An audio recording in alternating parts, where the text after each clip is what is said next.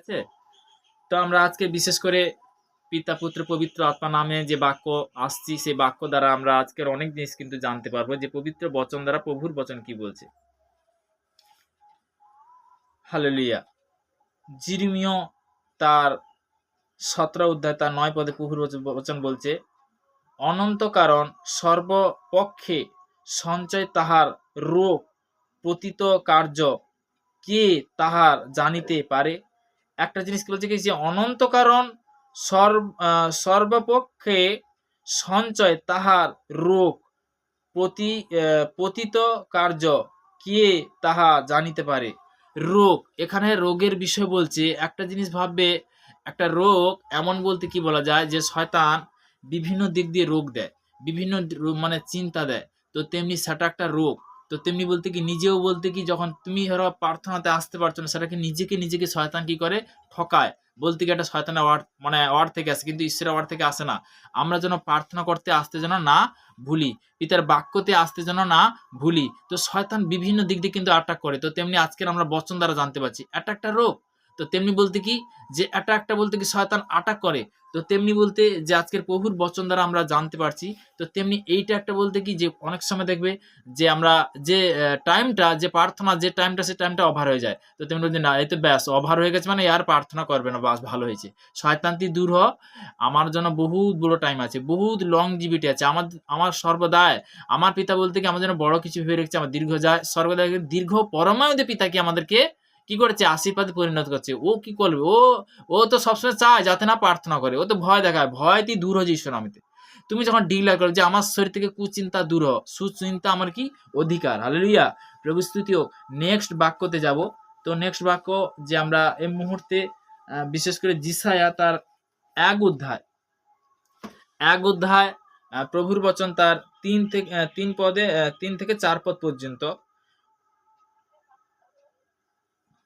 1 অধ্যায় আমরা বলছি যে যিশায়া 1 অধ্যায় 3 থেকে 4 পদ পর্যন্ত। গুরু আপন স্বামীকে জানে, গদশাবক আপন সদাপ্রভু যাব পাত্র জানে, কিন্তু ইসরায়েল জানে না, আমার প্রজাগণ বিবেচনা করে না। তাহা পাপিষ্ট জাতি, অপরাধে ভারগ্রস্ত লোক, দুষ্কর্মকারীর বংশ, নষ্টাচারী সন্তানগণ, তাহারা সদাপ্রভুকে ত্যাগ করিয়াছে। ইসরায়েল পবিত্রতা মকে অবজ্ঞা করিয়াছে। কি বলছে, পবিত্রতাকে অবজ্ঞা করিয়াছে, বিপথে গিয়াছে, পার মুখ হইয়াছে। তোমরা আর কেন প্রহরিত হইলে বিধিদ্রব্য আচরণ করিবে। সমুদয় মস্তক ব্যথি ও সমুদয় হৃদয় দুর্বল হইয়াছে। যে আজকের যে অনেক ব্যক্তি দেখবে যে সর্বদা বলতে কি, যে যিশায়া তার বিশেষ করে 1 অধ্যায় 4 পদে বচনটা ধ্যান দিবে। এখানে কি বলছে, যে আমি প্রথম থেকে বলতে কি পড়ছি, অবশ্যই একদম বলতে কি 3 থেকে, যে রোগ আপন স্বামীকে জানে। রোগ বলতে কি যে কোনো রোগ। তো তুমি নিজেকে কিন্তু জানো যে কি রোগটা আছে, সেটা কিন্তু তুমি কিন্তু জানো। আর শয়তান জানে যে আমার কোনো কিছু প্রবলেম হলে একমাত্র সে নিজে জানতে পারে, আর শয়তান জানতে পারে। তো তেমনি সেই তার থেকে কি করতে হবে, এখানে কি বলছে, আমার বিরুদ্ধে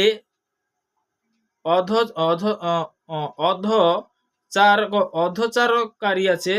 গুরু আপন স্বামীকে জানে, গোধব আপন সদাপ্রভুর যাবৎ, মানে এখানে বলছে যে গর্ধব আপন প্রভুর যাবৎ পাত্র জানে, কিন্তু ইসরায়েল জানে না, আমার প্রজাগণ বিবেচনা করেও না। আমা পাঠর জাতি, অপরাধে গ্রহস্থ লোক, দুষ্কর্মকারী বংশ, নষ্টচারী সন্তানগণ, তো তেমনি বলতে কি দুষ্কর্মকারী আছে, তো তেমনি বলতে কি সেগুলো বলতে কি তোমার মধ্যে বলতে কি মনে অনেকে বলে না এ দুষ্কর্ম করছে, মানে তোমার মধ্যে একটা কি শয়তান কাজ করছে। একটা জিনিস কি তুমি যখন ঠিক হবে, তুমি যখন সুন্দর হবে, তোমার মধ্যে ওগুলো কিন্তু আসবে না, ওগুলো আওয়াজ টোটালি আসবে না। আর রোগ বলতে কি সেটা তুমি জানো শয়তানের ওয়ার্ড থেকে আসে। তো তেমনি বলতে কি তাকে কি করতে হবে, হাঁটাতে হবে। মেন জিনিস কি সবসময় যেন পজিটিভ ভাবতে হবে। নেক্সট বলতে কি প্রভুর বচন বলছে তাহারা সদাপ্রভুকে ত্যাগ করিয়াছে, বলতে কি তাহারা কি সদাপ্রভুকে ত্যাগ করেছে। তো তেমনি বলতে কি যে আমরা ঈশ্বরকে অনেক ব্যক্তি থেকে ঈশ্বরকে পাওয়ার পরেও বলতে কি দুষ্কর্ম কাজ করছে, করছে না করেনি, আছে অনেকে আছে পিতাকে ত্যাগও করে দিছে। ত্যাগ বলতে কি যে হ্যাঁ যিশুকে পাওয়ার পরেও যদি আর মানে আমার দুঃখ কষ্ট আছে, আমার যেও কি লাভ। একটা শয়তানের ওয়ার্ড থেকে আসে, ঈশ্বরের ওয়ার্ড থেকে আসে। শয়তান তো চায় যাতে ও না আসে। আর তুমি যখন বলতে কি যত জুড়বে, যত বচন গ্রহণ করবে, তখন বলতে কি তুমি পবিত্রতায় বলতে কি তেজময় হয়ে যাচ্ছ। হালেলুয়া, প্রভু স্তুতি হোক। তো তেমনি বলতে কি যে সর্বদাই বচন, যখন আত্মিক বচন তোমার মধ্যে যাবে, তখন বলতে কি হবে, আশীর্বাদে পরিণত হবে, আশীর্বাদে পরিণত হবে। হালেলুয়া। তো নেক্সট বাক্য বলছে পবিত্রতা, পবিত্রতা পবিত্রতা মকে অবজ্ঞা করিয়াছে, বিপথে গিয়াছে, পার মুখ হইয়াছে। তোমরা আর কেন প্রহরিত হইলে বিধি দ্রব্য আচরণ করিবে। সমুদয় সমস্ত ব্যথিত ও সমুদয় হৃদয় দুর্বলতা হইয়াছে। সমুদয় বলতে কি তোমার দেহটা কি দুর্বলতা হয়েছে, তার কারণে বলতে কি তুমি বলতে কি ঈশ্বর স্বয়ং তার একমাত্র পুত্র হাতে কি প্রার্থনা, কিন্তু অনেক ব্যক্তি প্রার্থনাতেও আসতে পারছে না, পিতার বাক্যতেও আসতে পারছে না। তো তেমনি বলতে কি শয়তান বিভিন্ন দিক দিয়ে কি করে, আটাক করে, বিভিন্ন দিক দিয়ে কি আটাক করে। হালেলুয়া। তো তেমনি ঈশ্বরের গৌরব হোক। তো আমরা যেন এটা যেন না বলতে করি, যতই কষ্ট আসুক, যতই যা আসুক, যে পিতার একটা রুল যেন আমরা রাখি, যে পিতার গৃহতে আসব, পিতার আরাধনাতে আসব, পিতার আত্মিক বচন আমরা গ্রহণ করব, তারপরে কি জগতের আত্মিক বচন আমরা কি মানে গ্রহণ করব, জগতের আহার গ্রহণ করব। সবসময় যেন একটা রুটিন রাখতে হবে। রুটিন অনুসারে তুমি যখন চলবে, রুটিন অনুসারে বলতে কি আজ্ঞা অনুসারে চলবে, পিতা তখন কি করবে, আশীর্বাদে পরিণত করবে, তাই না? হালেলুয়া। তো আমরা জানতে পারলাম, হালেলুয়া, প্রভু স্তুতি হোক, যে বচন থেকে অনেক জিনিস। আজকের যে সত্যি কথা বলতে কি অনেক সময় দেখবে যে অনেক ব্যক্তি প্রার্থনা চলাকালীন ঘুমায়, তার ঘুম পায়, সেটা একটা আত্মা, কিন্তু ঘুম তো পায়, আমি তো কি করব, ঘুম যে পায় আমি কি করব।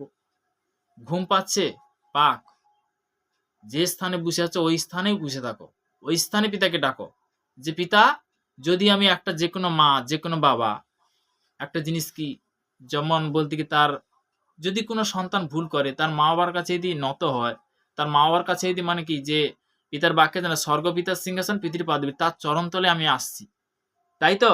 পিতার চরণতলে আসছি না আসিনি আমরা?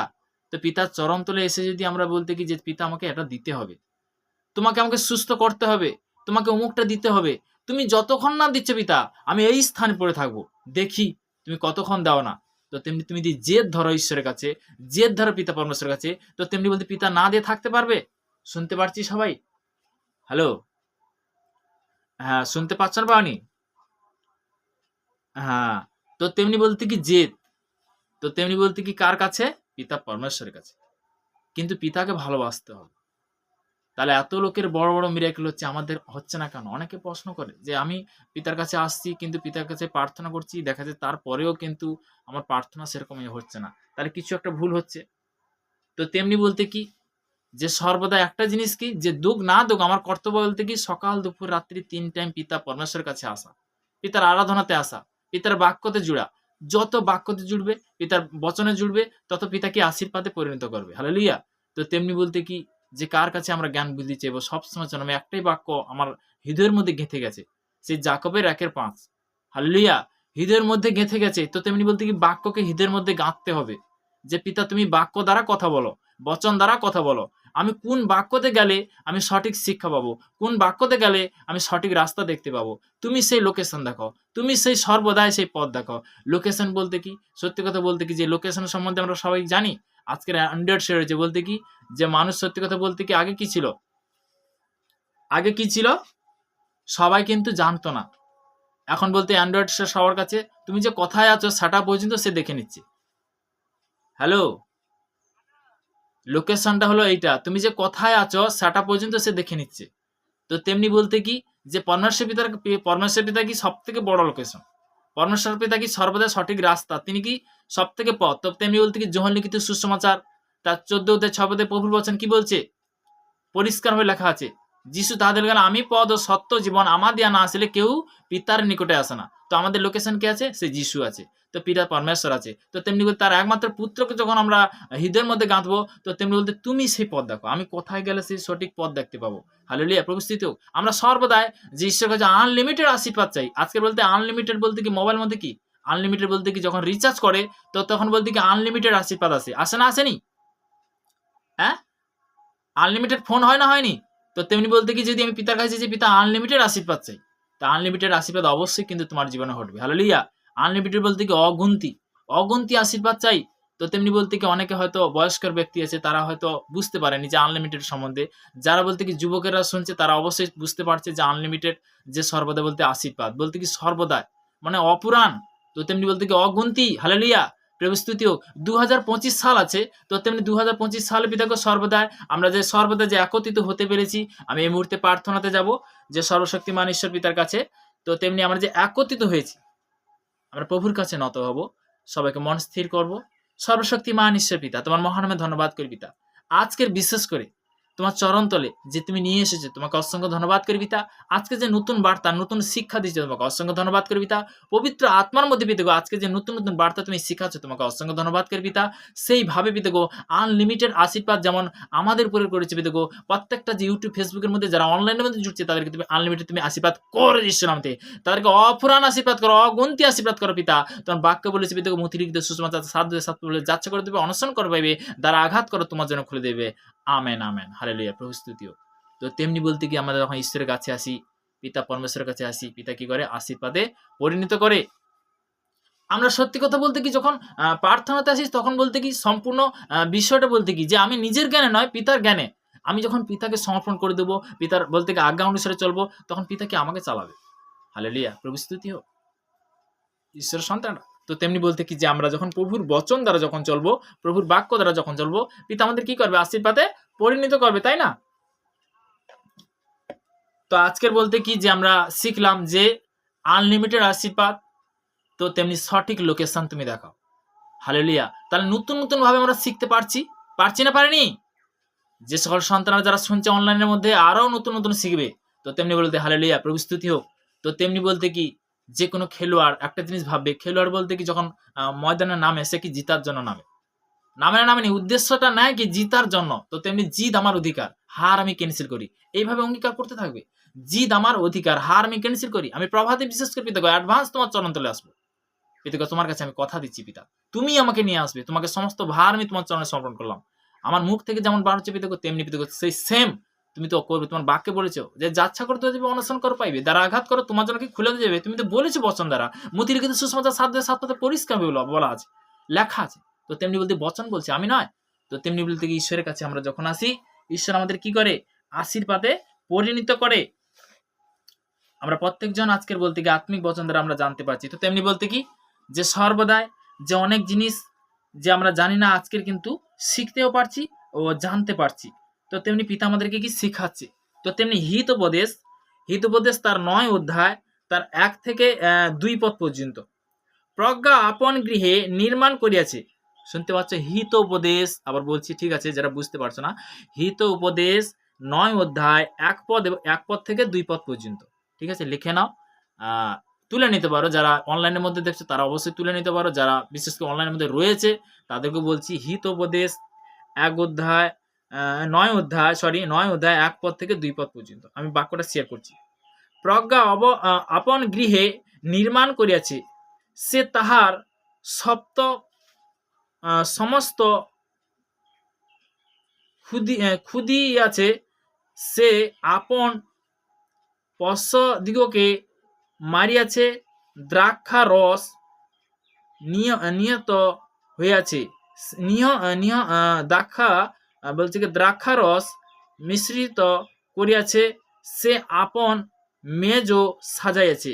আমরা অবশ্যই বলতে প্রভু ভোজের প্রয়োজন আছে, প্রভু ভোজের প্রয়োজন আছে। প্রভু ভোজ যখন গ্রহণ করবে তখন পবিত্র আত্মা দ্বারা অবশ্যই বলতে কি যারা ঈশ্বরের সন্তান, তো তেমনি বলতে কি আমি খুবই শীঘ্রে প্রভু ভোজের বলতে কি যে আমি সে প্রভু ভোজের বলতে কি যেটা যেটা সপ্তাহে আমরা যেটা করি, তো প্রভু ভোজ অবশ্যই আমাদের প্রার্থনা আছে।